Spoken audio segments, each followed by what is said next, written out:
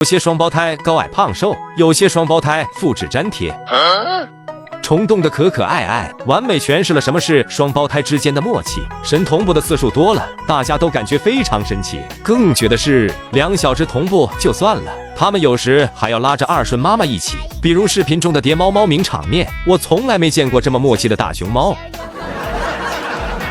这天，2小只在一起喝盆奶，看到奶妈出来，可可爱爱直接整齐划一，神同步的看向奶妈。离谱的是，小爪爪翘起来的高度都是一样，木架变晒熊感，晒着2只小熊。可可爱爱不仅睡觉动作一样，就连抓痒的癖好都要神同步。就问一句，神不神奇？睡个觉都被他俩睡出了花样，他们真的是默契十足，无论在干什么都是一样的。虽然他们是2只小熊，总感觉他们在共用一个大脑，也不知道他们是怎么做到的。在熊猫圈中，能做到这样存在的双胞胎，真是寥寥无几。不信大家就去看看成都熊猫基地6号别墅那2只。在这里就不得不夸夸二顺妈妈，她真的太会生了，生了2个自己，真的不是我格外吹捧他们，他们真的是干啥都一样，挠痒痒一样，回头看一样，就连爬个树都能做到神同步。同时2小只还是虫洞最勤俭持家的小熊，因为嘴角都留有奶渍，互相舔干净一丢丢也不浪费呀，